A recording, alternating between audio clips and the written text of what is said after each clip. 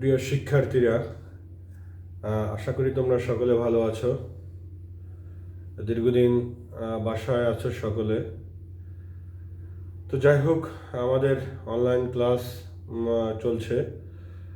তো তোমাদের অনার্স প্রথম বর্ষে যারা শিক্ষার্থী আছো, তো তাদের যে বিষয়টি আমি পড়াচ্ছি, আজকের তোমাদের যে টপিক্সটি নিয়ে আমি থার্মাল ফিজিক্সের যে টপিক্সটি নিয়ে তোমাদের আমি আলোচনা করব, সেটি হচ্ছে গিয়ে একটা ইম্পর্টেন্ট জিনিস, van der Waals equation of স্টেটও বলতে পারি, বা ভ্যান ডার ওয়ালস ইকুয়েশন কী জিনিস।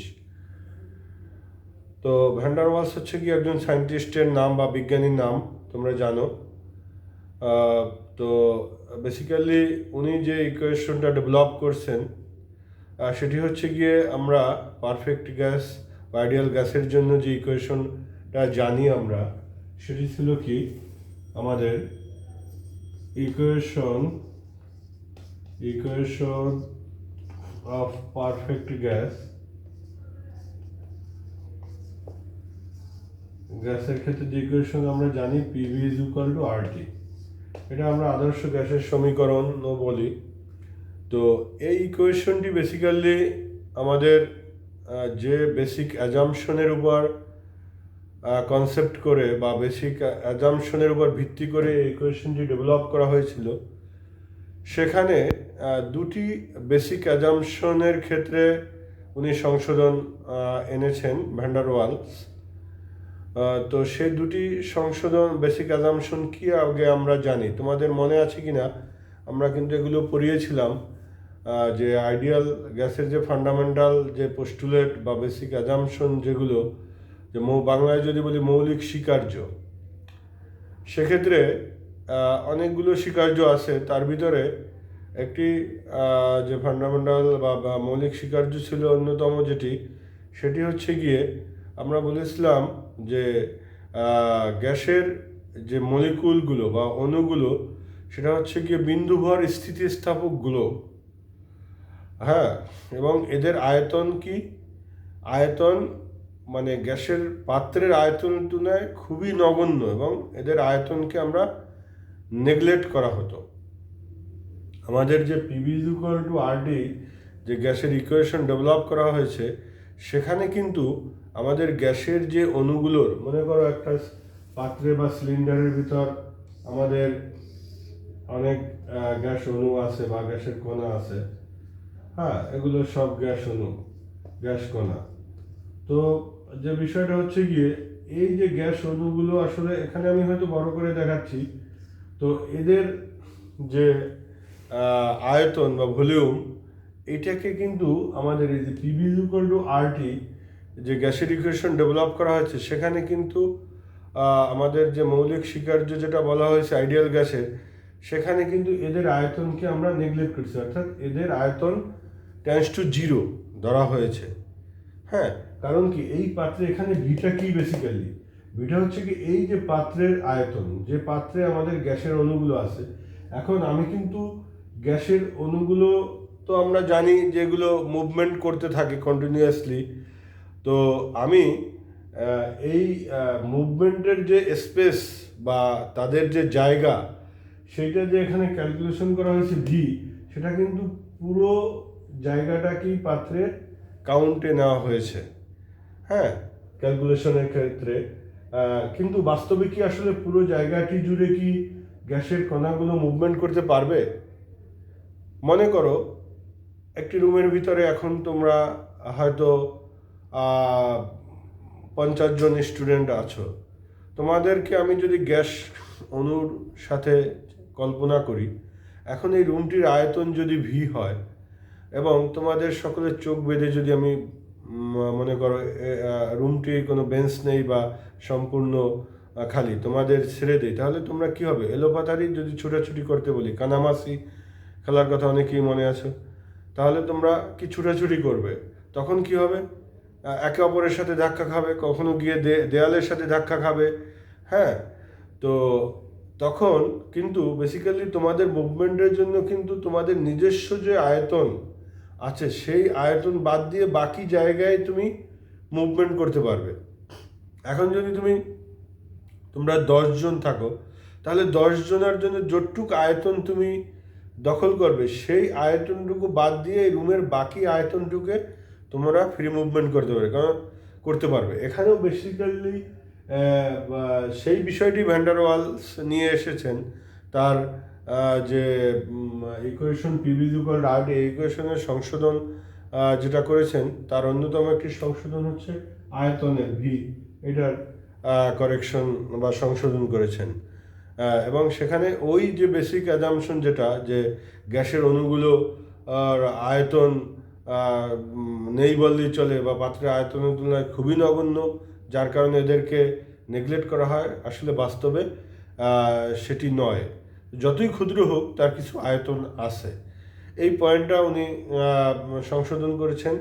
এবং আরেকটি সংশোধন করেছেন, আরেকটি হচ্ছে গিয়া এই যে প্রেশার, সেটা কিভাবে, সেটা দেখো, আমাদের পারফেক্ট গ্যাসের যে ইকুয়েশন বা আইডিয়াল গ্যাসের যে ইকুয়েশন, সেখানে যে প্রেশারটা আমাদের কাউন্ট করা হয়েছে সেটা হচ্ছে গিয়ে কোন প্রেশার, সেটা হচ্ছে গিয়ে দেখো পাত্রের, আমরা একটা পাত্রে মনে করো এই গ্যাসের মলিকুলগুলো আছে, তারা কি অনবরত ছোটাছুটি করছে, আমাদের র্যান্ডমলি তারা ছোটাছুটি করছে। তো কখন তারা কি হচ্ছে, পাত্রের দেয়ালের উপরে তারা চাপ দিচ্ছে।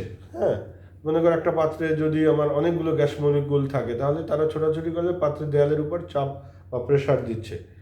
তো যদি এই গ্যাস অণুগুলোর ভিতরে যদি কোনো অ্যাট্রাকশন না থাকে, তাহলে যে পরিমাণ চাপ দিবে, যদি অ্যাট্রাকশন থাকে তাহলে কিন্তু চাপের পরিমাণ ভিন্ন হবে। আমাদের যে আরেকটি আইডিয়াল গ্যাসের যখন ইকুয়েশন আমাদের ডিরাইভ করা হয়, সেক্ষেত্রে দেখবে আমাদের বেসিক অ্যাজাম্পশনে আরেকটা পয়েন্ট আছে যে গ্যাসের অণুগুলোর মধ্যে কোনো ইন্টারমলিকুলার অ্যাট্রাকশন নেই। হ্যাঁ, একটা সিলিন্ডারের ভিতর অনেক 1,00,000 গ্যাসের অণু আছে, তাদের নিজেদের ভিতরে কিন্তু কোনো ইন্টারমলিকুলার অ্যাট্রাকশন নেই। এইটা বেসিক অ্যাজাম্পশনে বলা হয়েছে, কিন্তু বাস্তবে কি তাই? বাস্তবে তাই না, কারণ এখানে কিন্তু আমরা জানি কোহেসিভ ফোর্স, তোমরা পড়েছো যে একই আমাদের বস্তুর যে বিভিন্ন অণুর ভিতর যে আকর্ষণ বল, তা এখানে কিন্তু গ্যাসের যে মৌলিক শিকার, সেখানে বলা হয়েছে যে গ্যাসের অণুগুলোর ভিতরে নিজেদের ভিতরে কোনো আকর্ষণ বা বিকর্ষণ নেই, কিন্তু বাস্তবে সেটি সঠিক নয়, এদের ভিতরে আকর্ষণ বল আছে। সেই থাকার কারণে এই আইডিয়াল গ্যাসের ক্ষেত্রে যে প্রেশার, সেটিও সংশোধন হবে। এই দুইটা পয়েন্ট উনি সংশোধন করেছেন, করে উনি নতুন একটি ইকুয়েশন ডেভেলপ করেছেন। তো আমরা এবার দেখব যে উনি যে সংশোধনগুলো করেছেন সেগুলো করে নতুন ইকুয়েশনটা কি দাঁড়ায়, সেটি আমরা দেখব। দেখো, তাহলে আমাদের ওনার যে প্রথম সংশোধন, সেটা হচ্ছে গিয়ে ভলিউম সংশোধন। সেটা কি কারণে হয়েছে? আমরা জানি যে কারেকশন আমাদের যদি বলি ফর দ্য তোমার finite size of the molecule. হ্যাঁ, প্রথম সংশোধন হচ্ছে গিয়ে যে correction for the finite size of the molecules। তাহলে আমাদের এই যে বিষয়টি, আমি ছবিটি একটা ছবি আঁকি, ধরো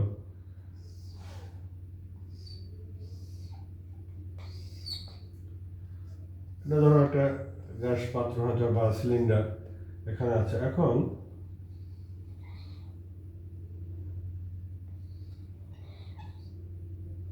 এটা এক্স, এটা ওয়াই,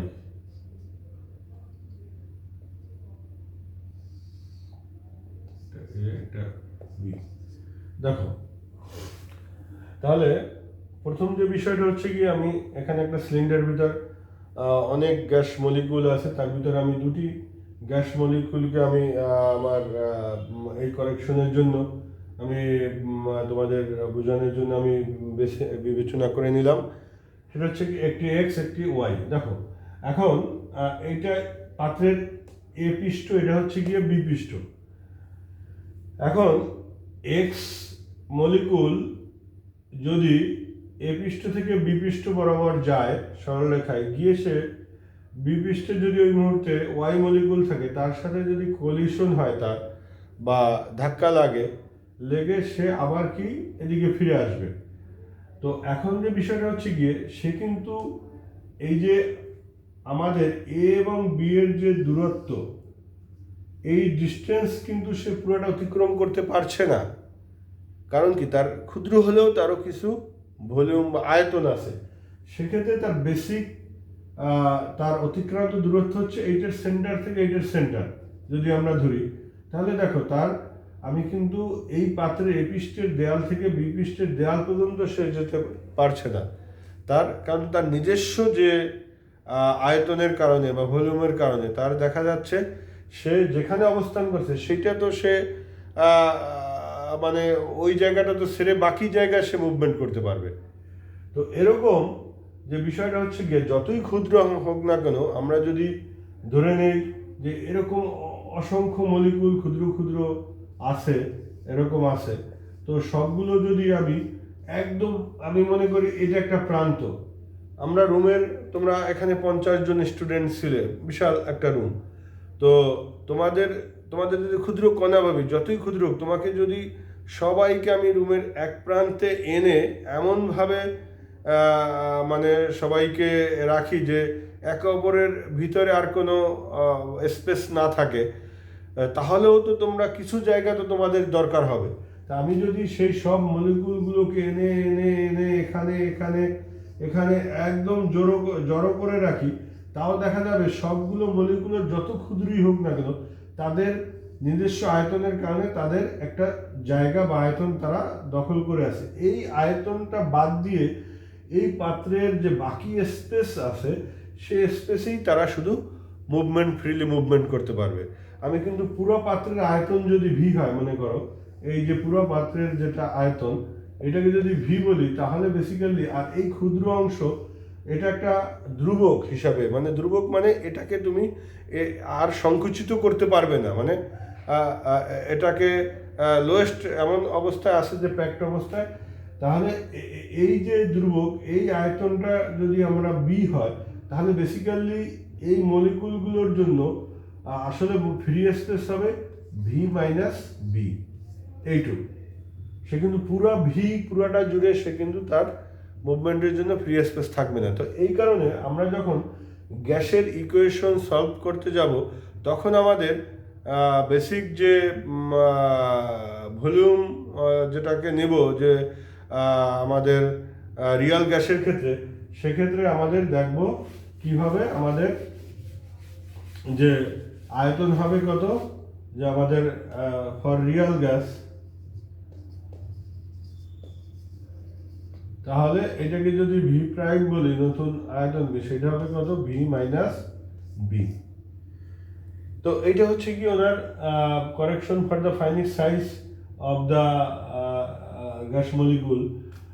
তো সেক্ষেত্রে এটাকে আমরা ভলিউম কারেকশনও বলতে পারি, বা ভলিউম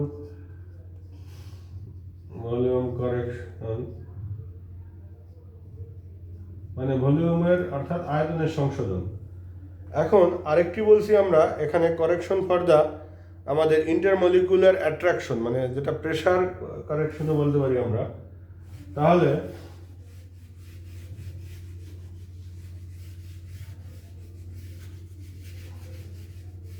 দেখো, সেটা হচ্ছে গিয়ে এটার নাম্বার 2, কারেকশন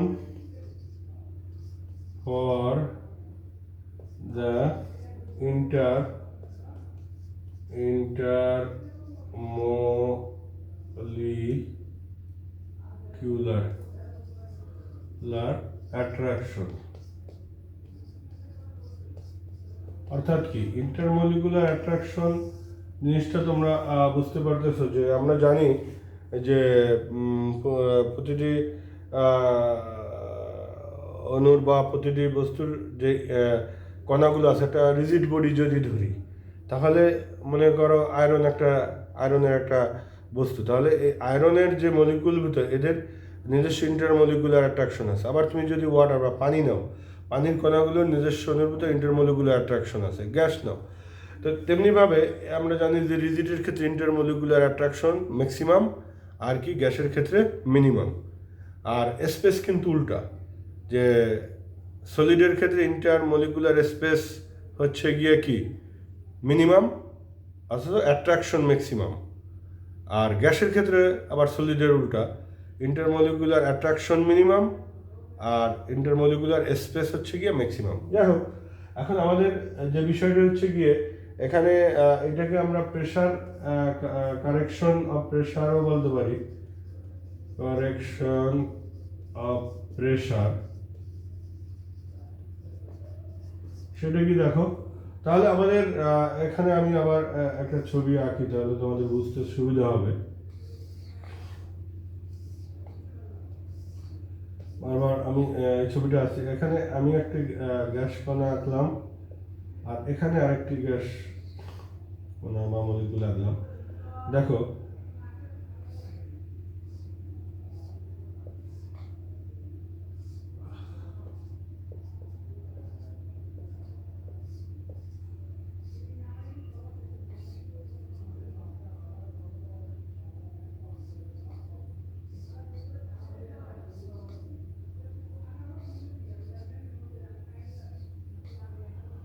এখন এটা হচ্ছে এ কণা, এটা বি কণা।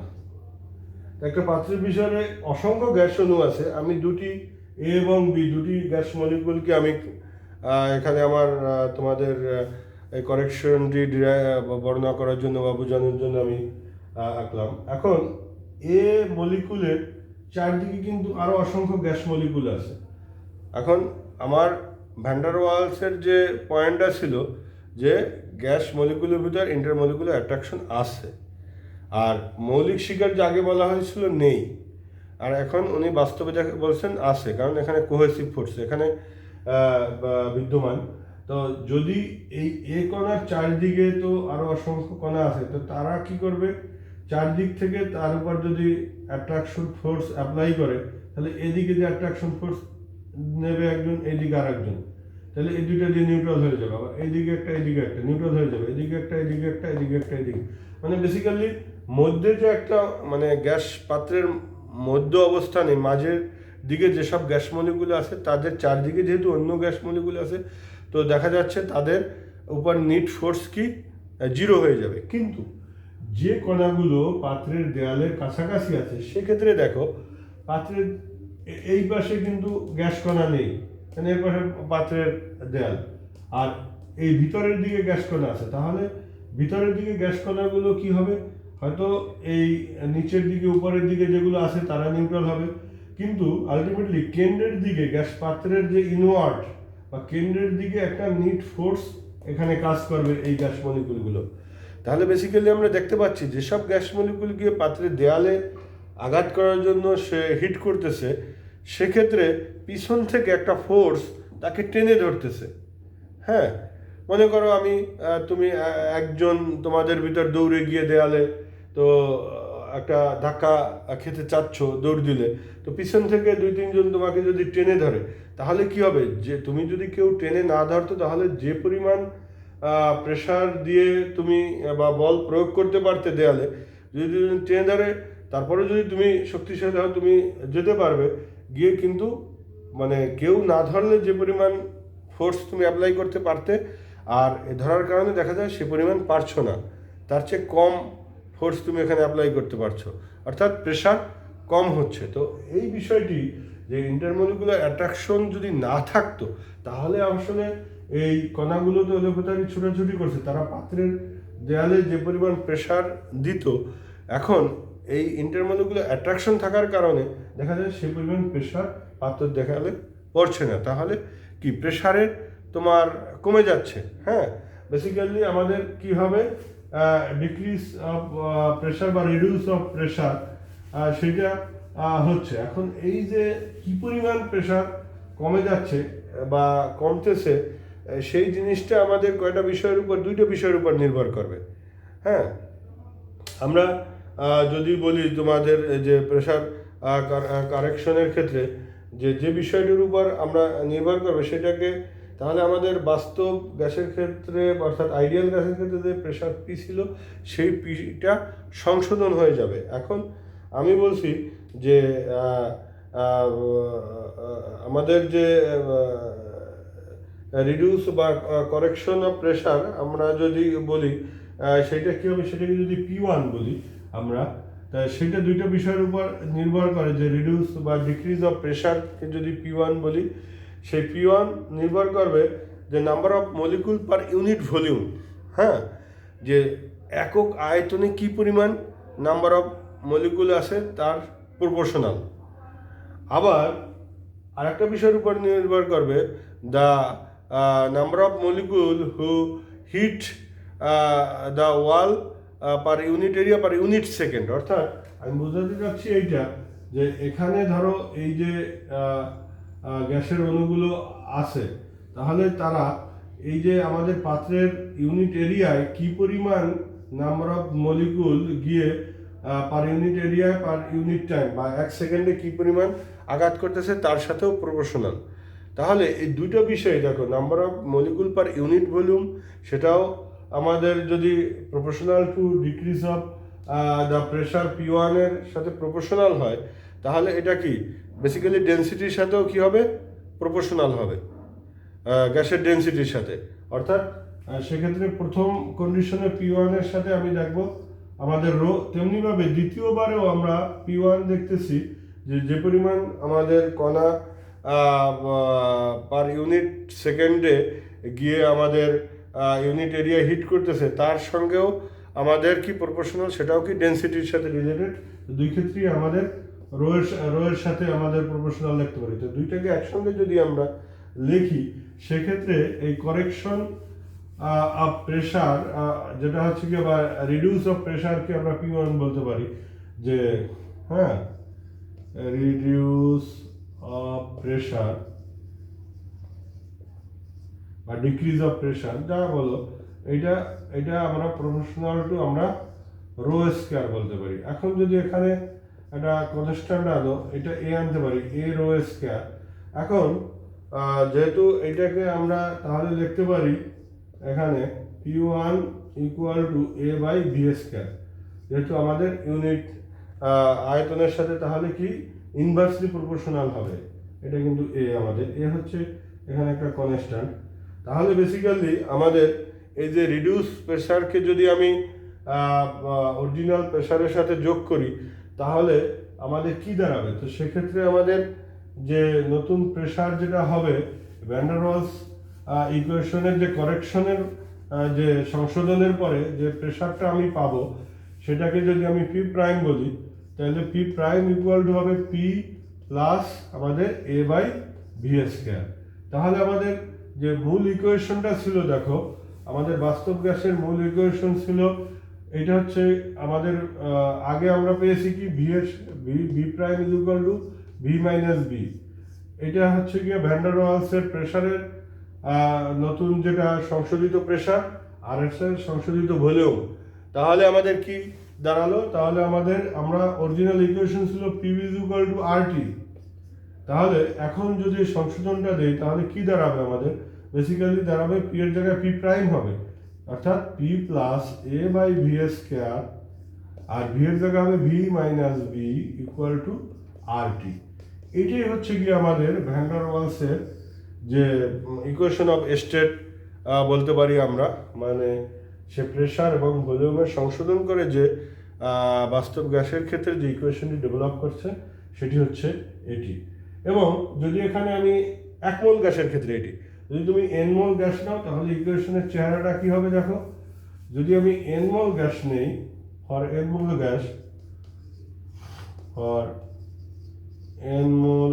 গ্যাস, সেক্ষেত্রে আমাদের হবে P plus N square A by V square V minus N B equal to N R টি।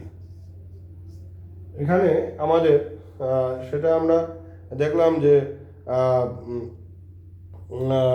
যদি আমরা n মোল গ্যাস নেই, তো সেক্ষেত্রে আমাদের ইকুয়েশনের ফর্মটি দ্বারা এইটি। তাহলে দুটি হচ্ছে গিয়ে আমাদের van der Waals equation of স্টেটের সংশোধন। তাহলে শিক্ষার্থীরা, আজকে কিন্তু আমরা খুবই একটি গুরুত্বপূর্ণ জিনিস যেটা পড়লাম।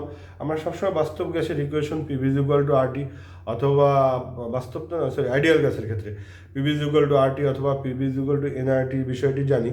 তো এইটি আসলে বাস্তব গ্যাসের ক্ষেত্রে দেখা যায় এটি সঠিক নয়। সেক্ষেত্রে আসলে এই সংশোধনটি প্রথম কিন্তু ক্লোসিয়াস শুরু করেন, কিন্তু ভ্যান ডার ওয়ালস পরবর্তীতে উনি যখন প্রথমে এটি উপস্থাপন ক্লোসিয়াস স্টার্ট করলেও কিন্তু উনি প্রথমে এটি এক্সপানশন বা সবার জন্য মুক্ত করেননি। ভ্যান ডার ওয়ালস করার ফলে প্রথমে ওনার আগেই করে ফেলার ফলে উনি ক্রেডিটটা ভ্যান ডার ওয়ালসের দিকে চলে যায় এবং এই ইকুয়েশনটার নামও ওনার নামে হয়ে যায়, van der Waals equation of state. তো আশা করি তোমরা সবাই ক্লাসটি বুঝতে পেরেছো সুন্দরভাবে। তো আবার আমি রিভিউ করছি যে ভ্যান ডার ওয়ালস ইকুয়েশনে আমরা দুটি বিষয় সংশোধন আসে, একটা হচ্ছে ভলিউমের বিষয়, একটা হচ্ছে প্রেশারের বিষয়। কারণ এই দুটি বিষয় সংশোধন করার ফলে এই ইকুয়েশনটি আমরা পাই আগে। তো সবাই আশা করি বিষয়টি বুঝতে পেরেছো এবং সবাই ভালো থাকো, সুস্বাস্থ্য নিয়ে থাকো, এই আশাবাদ ব্যক্ত করে আজকের সবাইকে ধন্যবাদ জানিয়ে এখানেই শেষ করছি। খুদা হাফেজ।